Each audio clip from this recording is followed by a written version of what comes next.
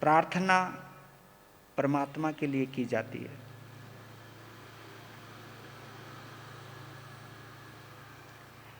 और कामना हमारे मन मस्तिष्क का हिस्सा है, जो अपने स्वार्थ पूर्ति के लिए की जाती है। प्रार्थना में परमात्मा ऐसे ही छुपा रहता है जैसे पुष्प में सुगंध।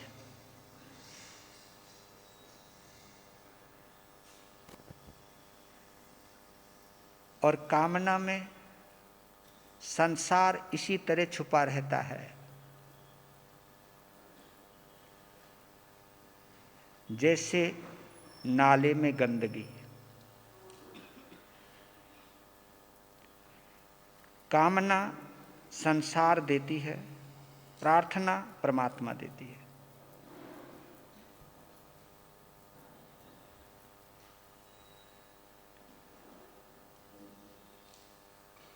अधिकांशतः हम सभी प्रार्थना बहुत कम करते हैं, इवन हम लोग भी आ जाते हैं उसके अंदर। जब हमें पद चाहिए, सम्मान चाहिए, वस्तुएं चाहिए, पदार्थ चाहिए, तो वहां कामना आती है। जहां सिवाय परमात्मा के कुछ नहीं चाहिए, वहां प्रार्थना आती है। आपको एक बात और बतला देता हूं, कामना मोहनीय कर्म का हिस्सा है, प्रार्थना मैत्री भाव का हिस्सा है। मैत्री भाव में ही प्रार्थना हो सकती है।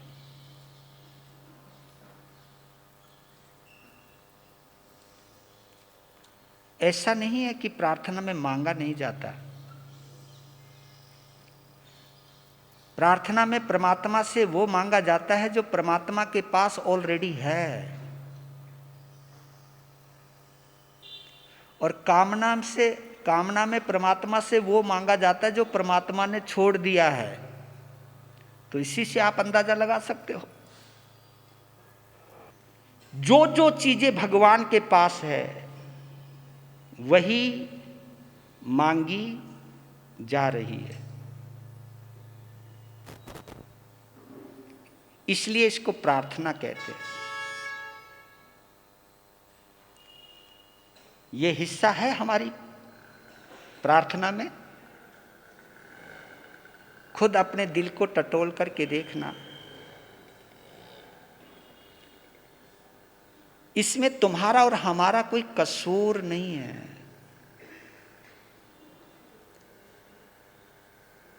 क्योंकि अभी हम सभी मोहनीय कर्म के प्रभाव में जी रहे हैं।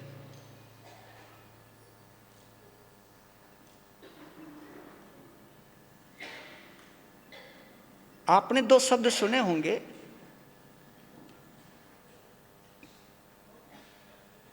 एक भिक्षु शब्द है और एक भिखारी शब्द है। वैसे ये दोनों पर्यायवाची हैं व्याकरण की दृष्टि से, लेकिन भावों की दृष्टि से बिल्कुल अलग अलग है। क्योंकि भिखारी भी मांगता है, भिक्षु भी मांगता है, लेकिन दोनों के मांगने में बहुत अंतर होता है। एक जमा करने के लिए मांगता है और एक उपयोग करने के लिए मांगता है। बस यही अंतर एक को भिक्षु बनाता है और एक को भिखारी बनाता है।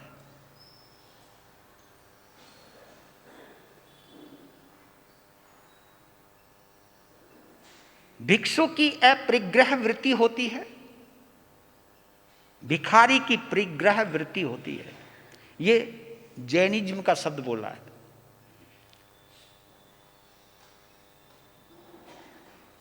जहां कामना आएगी वहां भीख और भिखारी बनना ही पड़ता है। ये जो कामना है ये हमें भीख मंगवाती है,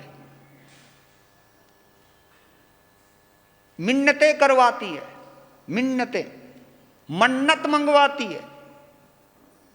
मन्नत भी समझते होंगे आप, मिन्नतें भी क्योंकि जब मन्नत होती है तभी मिन्नतें निकालते। मिन्नतें यानी गिड़गिड़ाना, ये दे दो ना, देओ ना, है ना। अब हम तो नहीं कहते ए माई रोटी दे ना, ये 2 पैसा दे भगवान के नाम पर। मिन्नत नहीं है वहां, और मन्नत नहीं है इसलिए मिन्नत नहीं है, मिमियाना नहीं है वहां।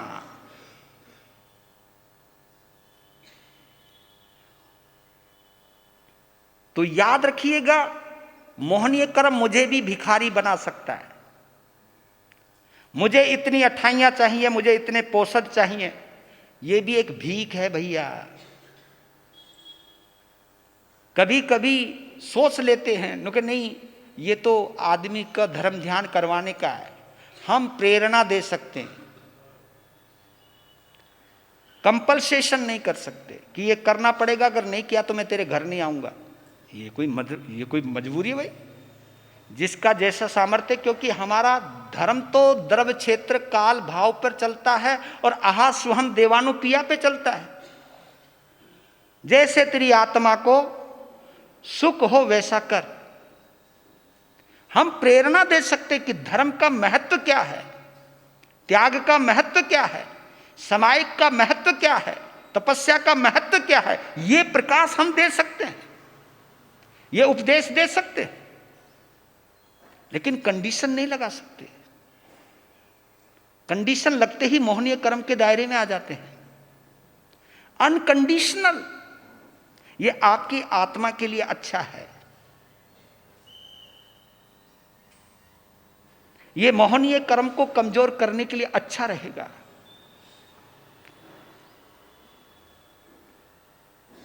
और आपने ये भी महसूस किया होगा, जिन शासन में जो जिनेंद्र देव होते हैं वो आदेश नहीं देते, वो उपदेश देते हैं। आदेश में और उपदेश में बहुत अंतर है। आदेश जिसके ऊपर मेरा अधिकार है मैं आदेश दे दूंगा, लेकिन मैं सामने वाले को अपनी तरह मानता हूं, उसका हितैषी हूं तो उपदेश दूंगा।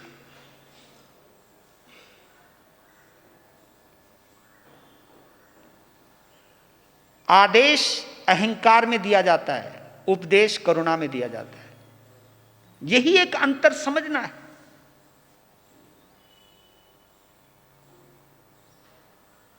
तो मोहनीय कर्म और मैत्री भाव, ये 2 ही तो चीजें भैया। जैन धर्म का अगर सार निकालना चाहो तो है क्या? मोहनीय कर्म से मैत्री भाव की ओर जाना।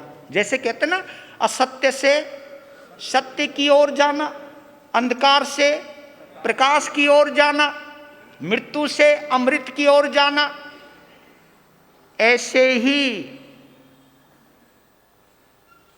मोहनीय कर्म से मैत्री भाव की ओर जाना। इसी को कहते मिथ्यात्व से सम्यक्त्व की ओर जाना। इसको कहते मिथ्यात्व से सम्यक्त्व की ओर जाना। जहां मैं आपको अपने से बांधने लग जाऊंगा, मैं भी मिथ्यात्वी हूं और आप भी मिथ्यात्वी बन जाओगे। मैं बांधूंगा नहीं आपको। ये बांधने का भाव ही मिथ्यात्व है। तू मेरा होना चाहिए, ये मिथ्यात्व है। कभी कभी तो जबरदस्ती गुरु धारणा दी जाती है कि मेरी गुरु धारणा ले है। बेचारे को ख्याल आया नहीं आए, कोई मांगे तो बात अलग है, लेकिन हम तो खुद कहते गुरु धारणा ले।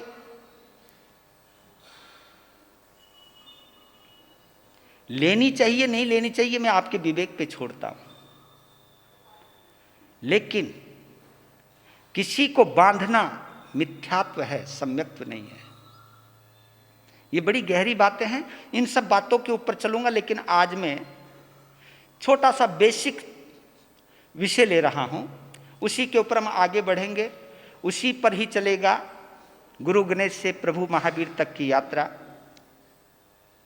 उसी से चलेगी पुच्छी सुनम की साधना। लेकिन उसका बेस आज हम थोड़ा सा तैयार करते हैं।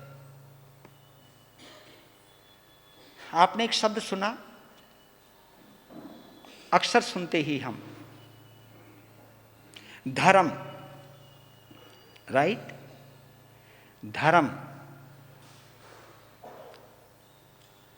धर्म यानी, धर्म यानी, अरे बोलो ना, धर्म यानी धर्म, धर्म यानी स्वभाव। हाँ, स्वभाव, वत्थु सहावो धम्मो, वस्तु का जो स्वभाव है वो उसका धर्म है, बस। वत्थु सहावो धम्मो, ये धर्म क्या है, जो ये समझ लेगा फिर संप्रदाय क्या है वो समझ जाएगा। धर्म मैत्री भाव से पैदा होता है, संप्रदाय मोहनीय कर्म के प्रभाव से पैदा होता है। ये हम लोग समझ ही नहीं पाते। संप्रदाय मोहनीय कर्म का प्रतिनिधि है। ये जितनी भी संप्रदाय बनी है ये मैत्री भाव में बनी है, बताओ ना, ये महत्वाकांक्षाओं में बनी है, इच्छाएं पूरी करने के लिए बनी है कि यहां मेरी इच्छा पूरी नहीं हुई, मैं एक नई दुकान और खोल लेता हूं, कम से कम उस दुकान का मैं मालिक तो हूंगा। ये जो टूटन हुई है, टुकड़े हुए हैं, ये जितने भी टुकड़े, चाहे आपके घर के हों चाहे संघ के हों, ये कभी मैत्री भाव में नहीं हुए। ये टुकड़े मोहनीय कर्म के प्रभाव में हुए।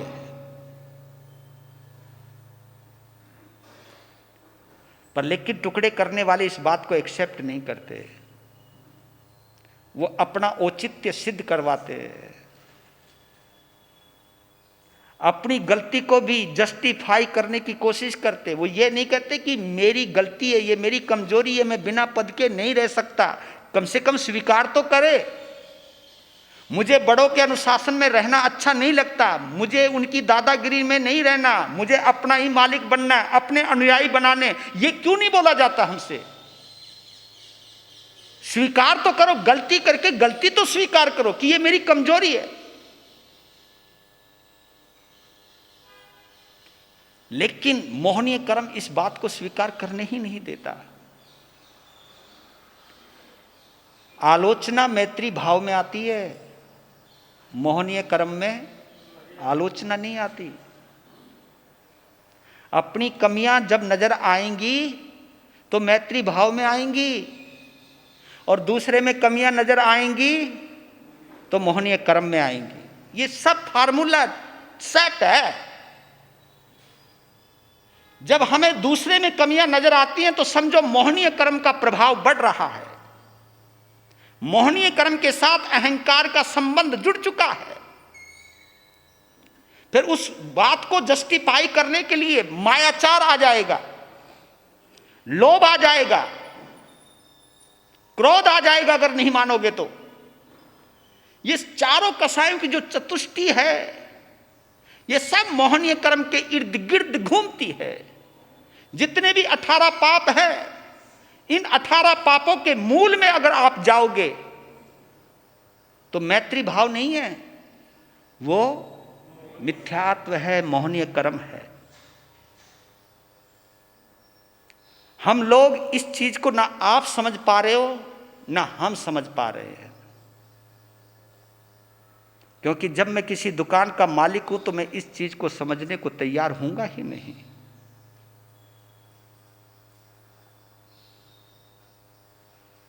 हमारे यहां दोष स्वीकार करना पाप नहीं है, धर्म बतलाया है।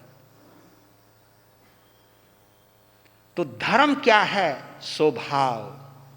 धर्म स्वभाव भी कहते हैं, धर्म गुण को भी कहते हैं, गुण। गुण कहिए, स्वभाव कहिए, धर्म कहिए, बात एक ही है। जैसे आग का स्वभाव जलाना है या उष्णता है, गर्मी है।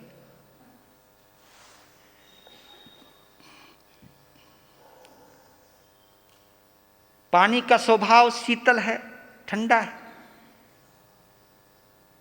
पत्थर का स्वभाव कठोर है, उसका स्वभाव क्यों, इसलिए पत्थर है तो कठोर है। फूल का स्वभाव, पुष्प का स्वभाव कोमल है, उसका स्वभाव है। ऐसे ही क्षमा, नम्रता, करुणा, सद्भाव, समभाव, मैत्री भाव, ये आत्मा का स्वभाव है।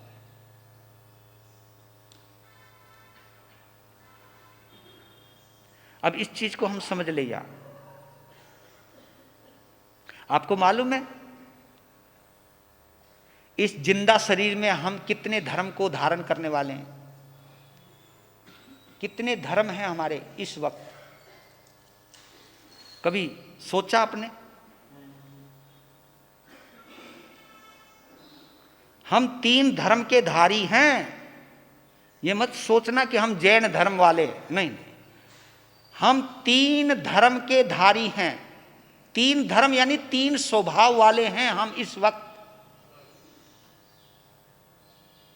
जैसे शरीर का अपना धर्म है, राइट? शरीर का अपना स्वभाव है। शरीर, फिर मन का अपना स्वभाव है, मन का अपना धर्म है, और फिर आत्मा। ये 3 चीजें जुड़ी हैं, आपके शरीर में जुड़ी हैं, मेरे से जुड़ी हैं, आपसे जुड़ी हैं। क्योंकि धर्म कोई पराया नहीं है। धर्म को बांटने के लिए मंदिर, मस्जिद, गुरुद्वारे, स्थानक की जरूरत नहीं पड़ती है।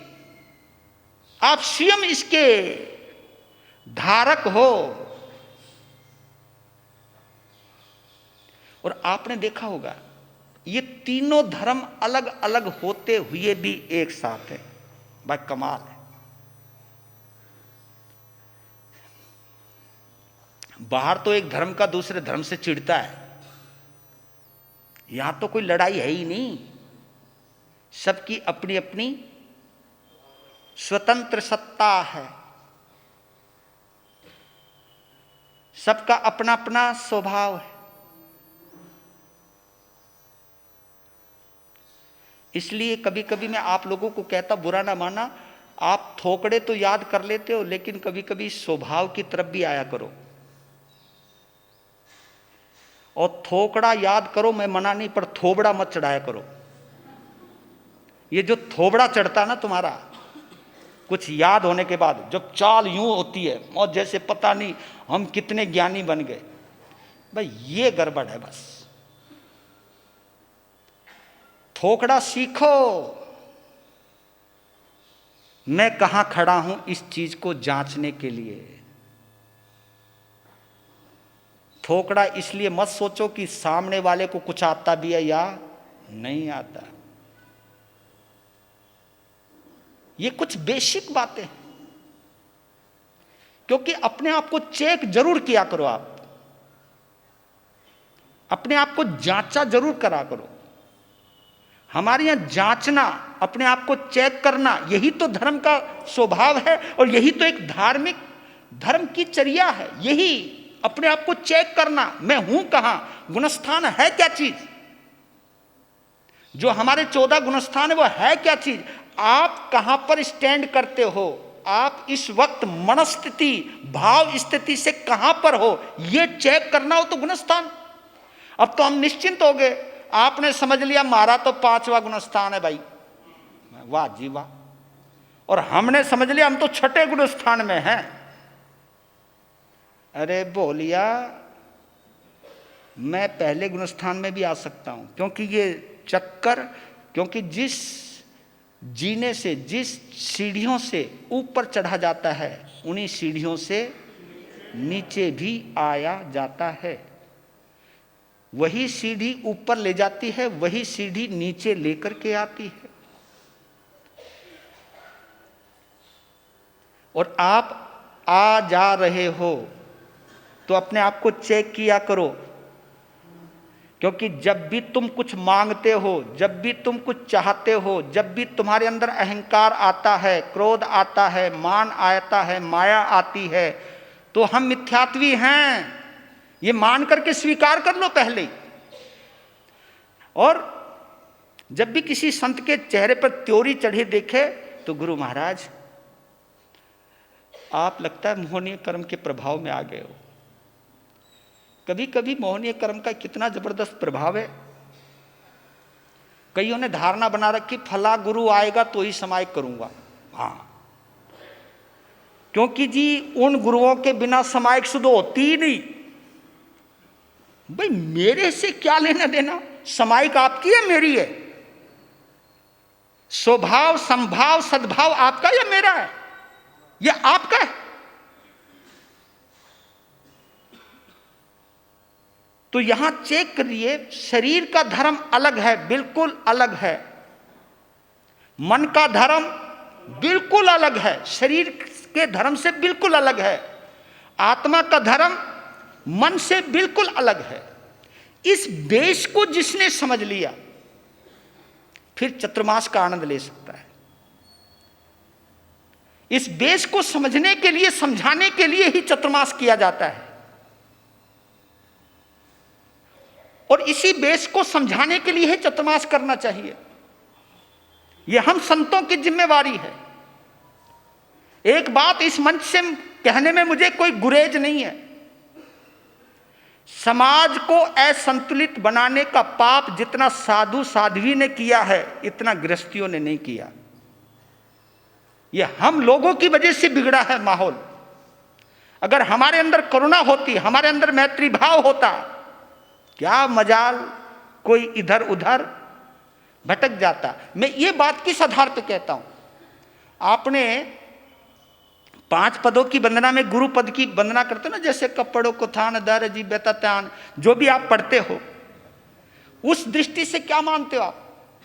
उस दृष्टि से यह मानना कि साधु जो है या तो वो लोहार है, या वो किसान है, या वो सुनार है, या वो धोबी है, वो जो भी कुछ है वो है। हम जैसे किसान हैं तो मेरा श्रावक श्राविका समाज मनोभूमि है। आप मनोभूमि हो। मैंने आपकी भूमि पर क्या बीज बोया है, यह जिम्मेवारी आपकी नहीं, यह जिम्मेवारी मेरी है। मैं किसान हूं, मैं अपने खेत में कांटे बो रहा हूं, झाड़ियां लगा रहा हूं या बाग लगा रहा हूं, यह जिम्मेवारी मेरी है। इस जिम्मेवारी से मैं बच नहीं सकता। आप लोगों ने नीचे बैठ करके अगर हमें ऊपर बैठाया है, इसने यही कहा है कि आप जो कहोगे हम सुनेंगे, आप जैसा मार्गदर्शन दोगे हम लेंगे। ये पाठ, ये सुधर्म पाठ ही मुझे बतला रहा है कि मेरी कितनी बड़ी जिम्मेवारी है। मैं समाज के अंदर कभी भी गलत माहौल पैदा ना करूं। मैं समाज के अंदर संप्रदाय को ज्यादा बढ़ावा ना दूं। मेरी वजह से मेरा समाज बटे ना, नफरत में ना बटे। ये जिम्मेवारी मेरी है, क्योंकि आप गृहस्थ के कार्यों में बिजी रहते हो, संसार की पालना में व्यस्त रहते हो। आत्मा की साधना करने के लिए हम हैं और आत्मज्ञान देने का कर्तव्य भी हमारे ऊपर है। आपको मैत्री भाव के माहौल में लाने का दायित्व तो हमारे ऊपर है। आपके मोहनीय कर्म का पूरा नक्शा खींचने की जिम्मेवारी हमारे ऊपर है। अगर मैं ही मोहनीय कर्म का शिकार हो जाऊंगा तो फिर मैं आपको कैसे मैत्री भाव सिखा पाऊंगा? मैं अगर खुद ही बंध गया हूं किसी खंभे से, तो मैं आप बंधे हो, मैं बंधा हूं, तो फिर खोलेगा कौन? अगर 2 आदमी खंभे पे बंधे हों तो क्या वो एक दूसरे को खोल सकते? खोलने के लिए कोई मुक्त चाहिए, वही तो खोलेगा उसको।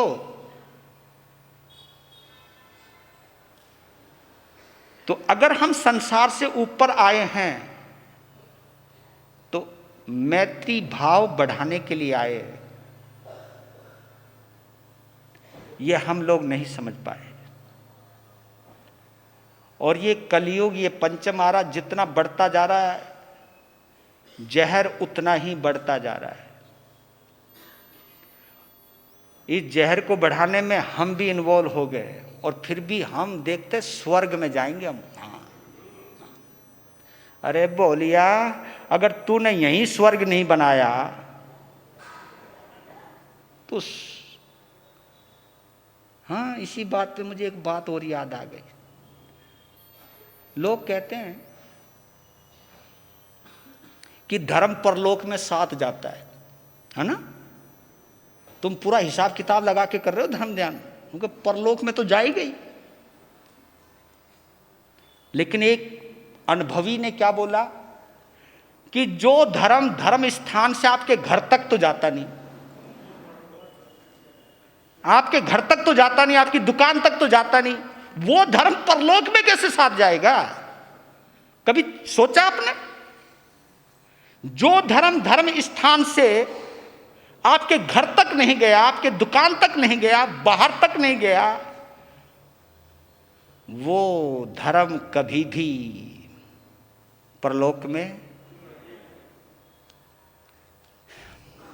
और एक चीज और बोल दूं आपको, लगता है अब धर्म स्थान ही राजनीति के अड्डे बन गए हैं।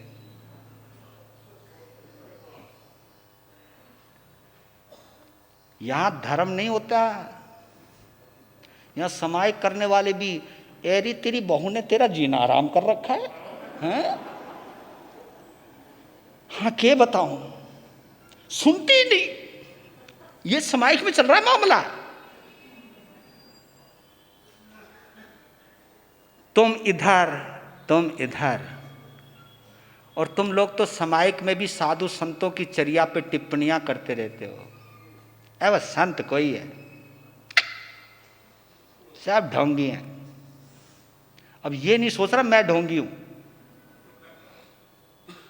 क्योंकि ढोंगी को सभी ढोंगी, जैसे चोर को सभी चोर नजर आते हैं, ऐसे ढोंगी को सभी ढोंगी नजर आते हैं। इसलिए एक चीज और कहना चाहता हूं, समायिक के बारे में बोला है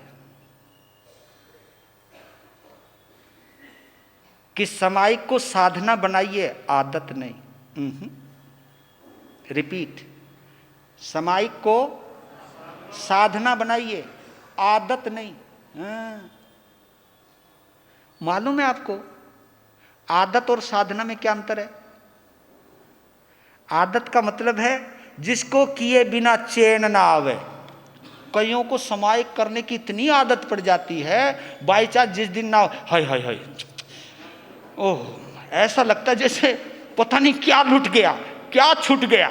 मैं उनकी बेचैनी को देख के मुझे लगता है कि ये इसी भाव में मुक्ति में जाएंगे, हाँ, इसी जन्म में ही कल्याण करेंगे। ये इतनी बेचैन, ओह गुरु महाराज, ऐसा लग रहा है जैसे कुछ छूट गया।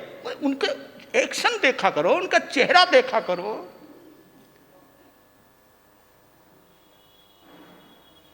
ये आदत है, ये एडिक्शन है।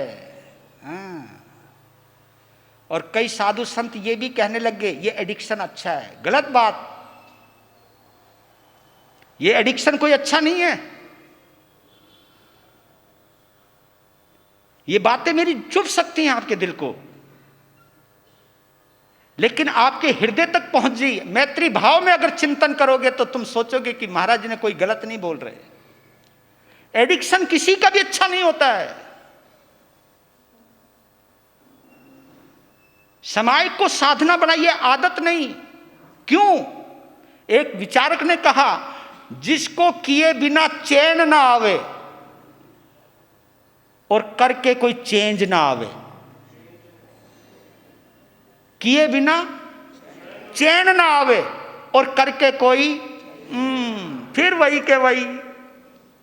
वही जली कटी सुनानी, वही टांग खींचना, वही वही वही करते रहना। और तभी बतला रहा हूं, आज का नौजवान हमसे जो दूर हो गया है, शायद तुम लोगों को देख देख करके हुआ है। मैंने अपने दादा को, मैंने अपने बाप को, अपनी दादी को, अपनी माँ को 5-5 समाय करते देखा, लेकिन घर में झगड़ते हुए देखता हूँ,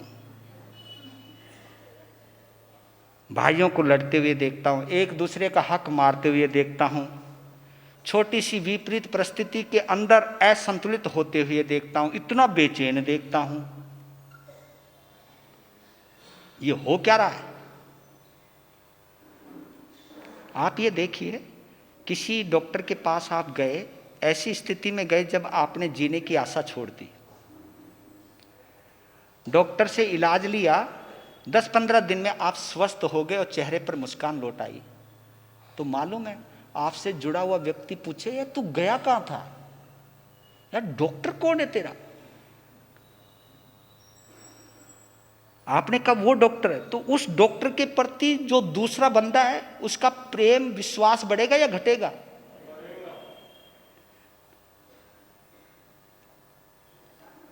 इसी प्रकार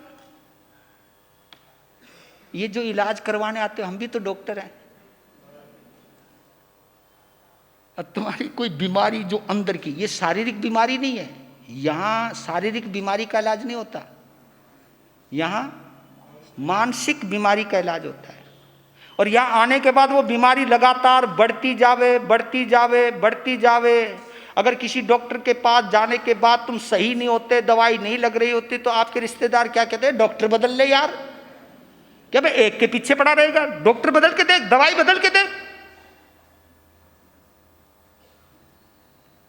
तो इसलिए यही वाली बात यहां पर आती है कि धर्म करने के बाद, समाज करने के बाद, अगर आपके चेहरे पर खिलावट नहीं आई, आपके चेहरे पर मुस्कुराहट नहीं आई, आपके अंदर किसी के दुख और तकलीफ को महसूस करने की संवेदना पैदा नहीं हुई, फिर समाज किस बात की? और मैं एक बात और कह देना चाहता हूं, मैं समाज के विरोध में नहीं हूं। कभी तुम ये फैला दो कि मुझे डर भी लगता है कि महाराज जी है ना समाज के विरोध, मैं समाज के विरोध में नहीं हूं, मैं समाज को साधना बनाने के पक्ष में हूं। साधना बनाइए।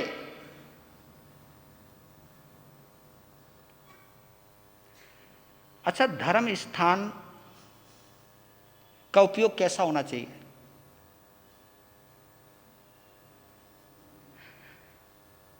हमने धर्म स्थान का उपयोग केवल धर्म करने के लिए किया, बस समाज करनी है, प्रवचन सुनना है, स्वाध्याय करना है, दया करनी है, पोषण करना, चलो धर्म स्थान, राइट? काश ये धर्म स्थान अपने पापों को त्यागने का स्थान बन जाता तो कितना अच्छा होता। आज जाऊंगा, ये वाली बुराई वहां पर छोड़कर आऊंगा। ये धर्म स्थान पाप से मुक्त करने का स्थान है, केवल धर्म करने का स्थान नहीं है, अपने आप को रूपांतरित करने का स्थान है। आपकी गाड़ी जब 10-12 हजार किलोमीटर चल रही थी तो वर्कशॉप में देते हो उसको सही कंडीशन में लाने के लिए, तो ये वर्कशॉप ही तो 8 महीने के बाद, 4 महीने। और देखो, आप अपने कारीगर पे भरोसा जरूर करना है। हम गाड़ी अच्छी मरम्मत करते, विश्वास कर लेना, पर लेकिन मैं तभी आपको सही कर सकता हूं जब मन में ये भाव आए कि मैं बीमार हूं। अगर तुम ये सोचने लगो मैं महाराज जी को सही कर लूंगा, मैं तुम हो सकता तुम मुझे सही करने आ जाओ, मैं महाराज जी को सही करके आते हैं, तो आप ये सोचिएगा। मैं फिर आता हूं वहां पर, शरीर का धर्म, मन का धर्म अलग है और आत्मा का धर्म अलग है। अब देखिए दोनों तीनों धर्मों में क्या भिन्नता है, क्या अलग अलग है। शरीर का धर्म क्या है? कोई पूछे आपसे शरीर का धर्म क्या है? हाँ वही वो रटा हुआ तुम लोगों ने, सड़ना, गलना, विध्वंस होना, ये रटाया है। ये तुमको नहीं पता, तुमको रटाया गया है, ये हमने रटवाया। शरीर का धर्म है सड़ना, गलना, विध्वंस होना। अरे जब होएगा, जब होएगा। लेकिन इसका असली धर्म क्या है? इसका असली धर्म है भरना और खाली करना। यहां इस बेस के ऊपर आओ। भरना और खाली करना, ये किसका धर्म है?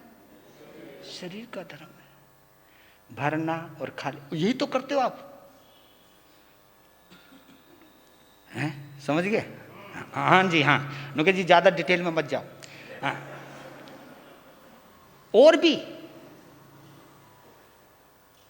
हमारे शरीर को टिकाए रखने के लिए एक और चीज आती है, श्वासोश्वास। यह है क्या? श्वास कहते हैं भरने को और उच्छ्वास कहते हैं छोड़ने को। और देखिए, जब हमने सांस लिया ये जीवन है, जो हमने सांस छोड़ा वो मृत्यु है। जन्म और मरण बिल्कुल एक साथ चलता है हमारे साथ। जन्म और मरण, यही तो जन्म और मरण है। श्वास जब तक ले रहे हो ये जन्म है, और सांस जब छोड़ रहे हो ये मृत्यु है। कई लोग कहते हैं कि उसने आखिरी सांस ली। उसने आखिरी सांस छोड़ी। सांस ले लेता तो अच्छी बात थी, मरता का? मरा तो तब जब सांस छोड़ी उसने। तो श्वासोश्वास, इसी के ऊपर जिंदगी टिकी है। इस शरीर पर क्या है? आप कपड़ा पहनते भी हो और कपड़ा उतारते भी हो। आप चलते भी हो तो रुकते भी हो। आप बैठे हो तो सोते भी हो। ये शरीर उसी के ऊपर टिका है। पानी पीते हो तो निकालते भी हो, भोजन करते हो तो निकालते भी हो। अगर आप कल्पना करो, हाँ, अगर पानी पीते ही रहते और ना निकलता तो फिर सामने ही तो आते हैं। ये गौतम मुनि जी महाराज साहब की कृपा है, क्योंकि जिसका पानी ना निकले वहां आओ, यहां आओ। और बहुत बुरी बीमारी है ये।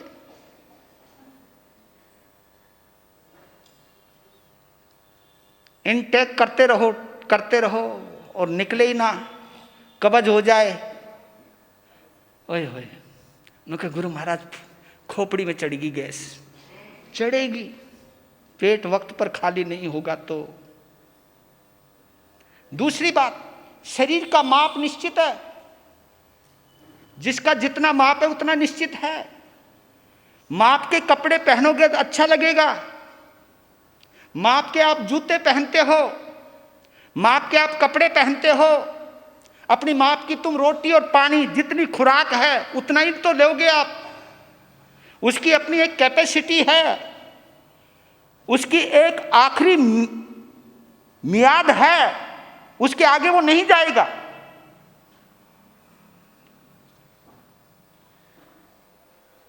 और शरीर के धर्म को किससे परिभाषित किया? उसके लिए एक एग्जाम्पल दिया, नदी के समान। किसके समान? हाँ, ये हमारा जो शरीर है नदी के समान है। शरीर का जो धर्म है उसका जो उदाहरण दिया है नदी से दिया है। हर चीज है देखने वाली बात। नदी से क्यों दिया? नदी किसको कहते हो आप? नहीं, नदी बहने को नहीं कहते। नदी उसको कहते हैं, मैं अगर इस किनारे पर हूं तो मुझे सामने वाला किनारा नजर आए। जिसका किनारा ही नजर ना आए वो नदी को ही कहलाएगी। नदी उसी को कहते हैं कि मैं इस किनारे से दूसरे किनारे को देख सकता हूं। आपका शरीर भी नदी के समान है। आपका पांव भी दिखाई देता है, आपका सिर भी दिखाई देता है। आपका माप है, आप कितने मीटर के हो, कितने सेंटीमीटर के हो, कितने फुट के हो, ये सब निश्चित है। और आपके माप के अनुसार ही आपके कपड़े बनाए जाते हैं, पहने जाते हैं। आपकी भूख के अनुसार ही आपको भोजन किया जाता है। जिसको 4 रोटी की भूख है, ज्यादा जोर मारोगे 5 खा लोगे, भाई कल उपवास करना है? पर लेकिन तुम ये सोचने लग जाओ मैं 8 व्रतों की रोटी एक ही साथ खा लूं, बस खा के दिखाओ। मतलब नहीं कर सकते आप, उस कैपेसिटी से बाहर नहीं जा सकते आप। और करने की कोशिश की, फिर कुछ गड़बड़ हो सकती है, फिर मुझे मत बोलना। नहीं, शरीर ने क्या बताया? शरीर ने यह बताया कि आपका माप निश्चित है, आपका नाप निश्चित है, आपके मर्यादा, आपकी बाउंड्री निश्चित है। इसलिए कहता हूं कि जिसने शरीर का धर्म नहीं समझा वो मन का धर्म क्या समझेगा, और जिसने मन का धर्म नहीं समझा वो आत्मा का धर्म क्या समझेगा। और हम आपको थोकड़े समझाने लग जाते हैं। पहले इस बेसिक को समझिए आप कि मेरा जो शरीर है, क्योंकि शरीर आवश्यकता पर चलता है। ये तीनों चीजों को समझ, तीनों बातों को समझ लेना। शरीर आवश्यकता पे चलता है, जितनी आवश्यकता है बस, जितना माप है उतना ही लोगे आप, उससे आगे नहीं जा सकते आप। इसलिए हमारी दिगंबर परंपरा में एक बहुत अच्छी पवित्र परंपरा है। मैं जैन दिगंबर मुनि को नमन करता हूं कि वहां भोजन खड़े होकर के किया जाता है और हाथ में किया जाता है, क्योंकि खड़े खड़े भोजन आप उतना ही कर सकते हो जितनी भूख होगी। और थारा तो एकासना बड़ा गजब का होता सुना है। हाँ, वहीं बैठ जाते हो 2-2 घंटे, अगर चाय आने दो, ये आने दो। इस एकासने का करने का फायदा क्या होगा भाई, बताना मुझे जरा। टाइम निश्चित क्या करोगे? इतनी देर में जो जितना खाया जाएगा उतना लूंगा, उसके बाद उठ जाऊंगा। पर लेकिन करे क्या? कल की चिंता है, भूख ना लग जाए, हाय 24 घंटे के बाद खाने को मिलेगा, पहले भर लूं। मन भोजन पर ध्यान है, एकासने पर नहीं। एकासन पर ध्यान होता तो एकासन की तो शुद्ध पद्धति यह है कि अगर आपकी उंगली हिल गई, क्योंकि हमारे दिगंबर परंपरा में एक नियम है कि इस उंगली को जोड़ करके वो खाते, अगर ये उंगली हट गई भोजन वहीं बंद हो जाता है। तो एकासन के अंदर ये पद्धति है, अगर आपका कोई अंग हिल गया वहीं पर भोजन बंद कर देना चाहिए, ये नियम है। लेकिन हम समझते ही नहीं इस बात को, हम तो यूं यूं करते रहते हैं। कई तो टांग ही फैला लेते, कई तो वहीं लेट जाते कि आधे घंटे बाद उठा देना चाय के लिए। वाह भाई वाह, भाई जय हो। ऐसा एकासना देख देख के तो मुझे भी कुछ गुदगुदी हो रही है। आपको समझना होगा मेरे बंधुओं, आप धर्म किसी को दिखाने के लिए कर रहे हो? धर्म आत्म साधना के लिए कर रहे हो। तो शरीर का धर्म भरना और इसी के ऊपर टिके रहना, ये शरीर का धर्म है। जो भरा है वो खाली करना ही पड़ेगा। शरीर ने कहा कि जमा नहीं रखना, जमा हो गया तो तुम कहीं और जमा हो जाओगे, कहीं और ट्रांसफर हो जाओगे। तो भरना और खाली करना, भरना भी जरूरी है और खाली करना भी जरूरी है। सीमा है, उसके समय है। अब आते मन का धर्म। मन का धर्म क्या है?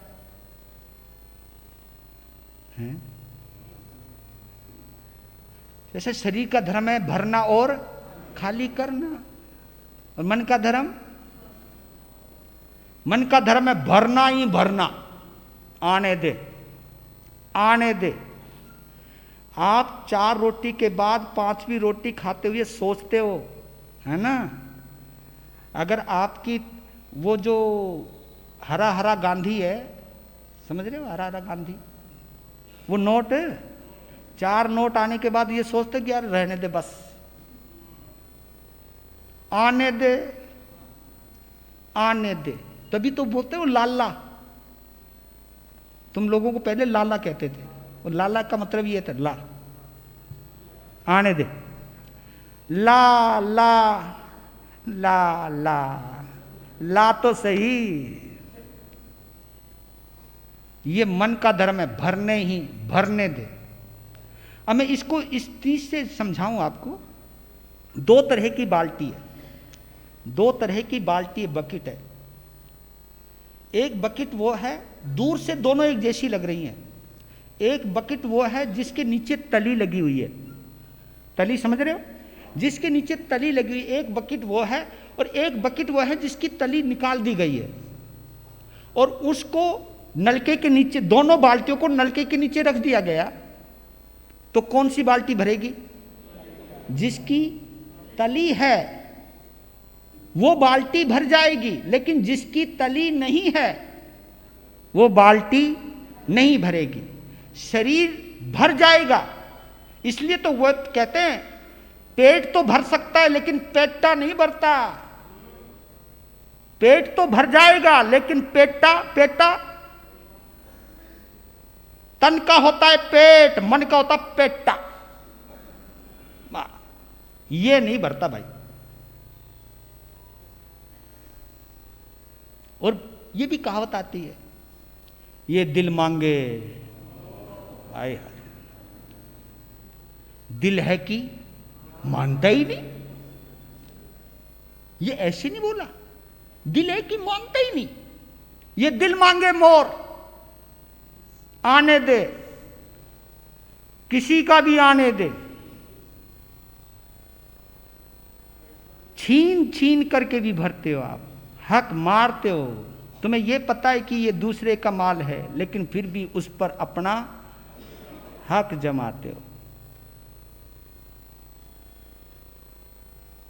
मन की उपमा किससे दी? समुद्र से दी, सागर से दी।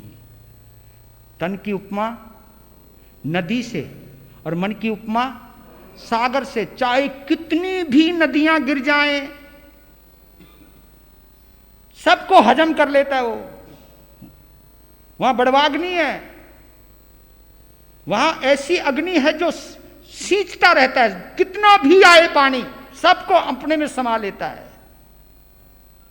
वो कभी समुद्र कभी भरता नहीं है। तो इसलिए कहना चाहता हूं कि मन का धर्म एक ऐसा है। और आपको बतला देता हूं, आपके घर के टुकड़े शरीर के आधार पर हुए या मन के आधार पर हुए? आप खुद ही चेक कर लीजिए। मन के आधार पर इस शरीर के इस संघ के टुकड़े हुए हैं, परिवार के टुकड़े हुए हैं, भाई भाई के बीच में बंटवारा हुआ है। जो भी लड़ाई और झगड़ा है किसके आधार पर? इसलिए कहा एक शायर ने, जरूरतें तो फकीरों की भी पूरी हो जाती है। जरूरतें तो फकीरों की भी पूरी हो जाती है, और ख्वाहिशें तो बादशाहों की भी अधूरी रह जाती है। ख्वाहिश, ये ख्वाहिश कभी भरती नहीं, ये चाह कभी मिटती नहीं। इस चाह को रोकने के लिए भगवान महावीर ने अपरिग्रह का सिद्धांत लेकर के आए। और उसके ऊपर ना आप चलते हो ना हम चलते। आने दे, आने दे।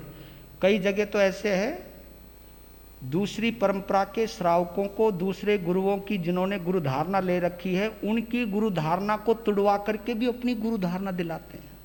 आज वो थारा गुरु मर गयो ना, बस मर गयो तो मर गयो, और मैं हूं। अब उससे पूछे तू जिंदा रहेगा क्या? तुझे छोड़ मैं कितने गुरु बनाऊंगा? इसलिए कहते हूं कि गुरु मत बदलो।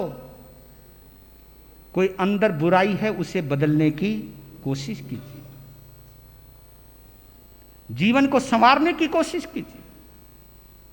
आज आपका समय होने जा रहा है, एक आत्मा का धर्म और समझाते हैं, फिर उसके बाद हम प्रवेश करेंगे थोड़ी सी सामायिक के ऊपर, और क्योंकि एक चीज 6 आवश्यक हमारे साधु साध्वी श्रावक श्राविका में कॉमन है, 6 आवश्यक।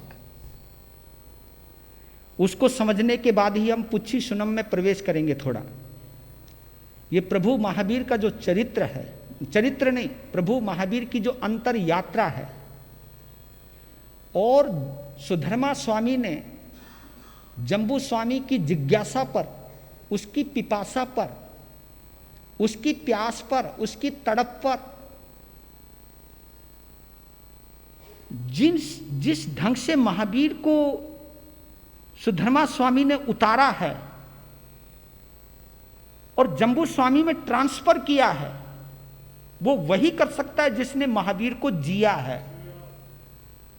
हम सभी ने महावीर को सुना है, पढ़ा है, लेकिन सुधर्मा स्वामी ने तो भगवान महावीर को जिया है, उनका शिष्यत्व स्वीकार किया है। और शिष्यत्व ऐसे नहीं किया स्वीकार, वो तो भगवान महावीर को हराने के लिए गए थे। महाविद्वान थे, वो महापंडित थे, महाज्ञानी थे। और वहां जो परिवर्तन हुआ है, क्योंकि विद्वान ने अगर सरेंडर किया है, समर्पण किया है अपने आप को, तो ऐसे तो नहीं किया होगा भैया।